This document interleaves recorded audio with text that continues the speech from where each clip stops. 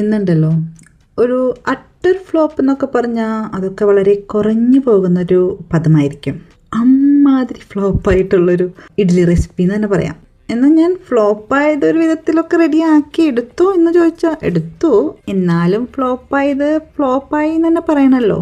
അപ്പോൾ എന്തായാലും ഞാനിതെങ്ങനെയാണ് ഫ്ലോപ്പാക്കി എടുത്തത്, എങ്ങനെയാണ് റെഡിയാക്കി എടുത്തതെന്ന് നോക്കാം കേട്ടോ. ഞാനിവിടെ ഈ റവ ഇഡ്ഡലി ഉണ്ടാക്കാനുള്ള റവ വാങ്ങിയിട്ടുണ്ടായി. അതിൻ്റെ ഒരു എക്സൈറ്റ്മെൻറ്റിൻ്റെ പുറത്ത് തലേദിവസം വീഡിയോ ഒക്കെ കണ്ട് ഞാൻ ഇൻസ്റ്റൻറ്റ് ഇഡ്ഡലിയൊക്കെ ഉണ്ടാക്കാമെന്നുള്ളതിലാണ് റവയും തൈരും വെള്ളവും ഒക്കെ ചേർത്ത് മിക്സ് ചെയ്ത് കുറച്ച് നേരം അങ്ങോട്ട് വെച്ചിട്ട് അതിൽ പിന്നെ വെള്ളവും ബാക്കി ഉപ്പ് ബേക്കിംഗ് സോഡയൊക്കെ ചേർത്ത് ഉണ്ടാക്കാനായിട്ട് തുടങ്ങിയത്. എന്നിട്ട് ഞാൻ ഫസ്റ്റ് ട്രിപ്പ് വെച്ചു. അതിൻ്റെ ഇടയിൽ കൂടെ പിന്നെ നമുക്ക് വേറെ പണികളൊക്കെ ചെയ്യാനുണ്ടായിരുന്നു. അപ്പോൾ ആദ്യത്തെ ട്രിപ്പ് വെച്ചത് എന്താ പറ്റിയതെന്ന് വെച്ചിട്ടുണ്ടെങ്കിൽ ഈ ബാറ്ററിൽ വെള്ളം കൂടിപ്പോയി.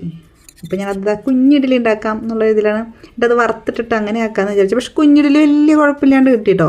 ഇവനാണ് പണി കിട്ടിയത്, തനി ഇഡ്ഡലി തട്ടിൽ.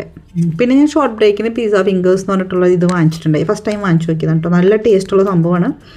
വെജാണ്, അതുപോലെ തന്നെ നല്ലോണം ചീസൊക്കെ ചേർത്തിട്ടുള്ളത്. കുട്ടികൾക്ക് ഭയങ്കര ഇഷ്ടമായി.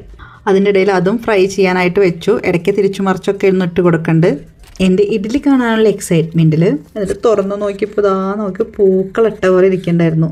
പക്ഷേ സത്യം പറയാമല്ലോ, നല്ല ടേസ്റ്റുള്ളത് ആ ഫസ്റ്റ് ടൈം ഉണ്ടാക്കിയതായിരുന്നു. നല്ല സോഫ്റ്റും ആയിരുന്നു. പിന്നെ ഞാൻ എന്ത് ചെയ്തെന്ന് അറിയോ, കുറച്ച് അവലുണ്ടല്ലോ അതൊന്ന് കഴുകി വൃത്തിയാക്കി കുതിരാൻ ഇട്ടിട്ട് മാവ് ഞാൻ നേരത്തെ റെഡിയാക്കി വെച്ചത് ഒന്ന് മിക്സിയുടെ ജാറിലിട്ട് ഒന്ന് കുറച്ചേരം അരച്ചെടുത്തിട്ട് പിന്നെ ഈ പോഹയും കൂടി കുതിർന്ന് കഴിഞ്ഞപ്പോൾ അതും കൂടി ചേർത്ത് അരച്ചെടുത്തത് അങ്ങനെ ഒഴിച്ചു വെച്ചു. അതിൻ്റെ ഇടയിൽ കൂടെ ഫിംഗേഴ്സൊക്കെ റെഡിയായി വന്നിട്ട് അത് വറുത്ത് കോരി.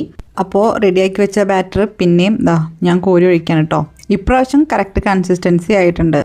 പക്ഷെ അത് കഴിഞ്ഞ് നെക്സ്റ്റ് ട്രിപ്പ് ഉണ്ടാക്കി, മൂന്നാമത്തെ ട്രിപ്പ് ഉണ്ടാക്കിയത് അത് ഭയങ്കര കട്ടിയായിട്ടാണ് നമുക്ക് ബാറ്റർ കോരി ഒഴിക്കുമ്പോൾ ഇരിക്കേണ്ടായിരുന്നത്. പക്ഷേ ഇഡ്ഡലി റെഡി ആയിട്ട് വന്നു. എന്തായാലും ഞാൻ സാമ്പാറൊക്കെ തലേ ദിവസം വെച്ചിട്ടുണ്ടായിരുന്നു. എന്നാലും കുട്ടികളുടെ സ്കൂൾ ബസ് വരുന്ന സമയത്തേക്കൊക്കെ ആയി കിട്ടണ്ട, അതൊരു ടെൻഷനായിരുന്നു.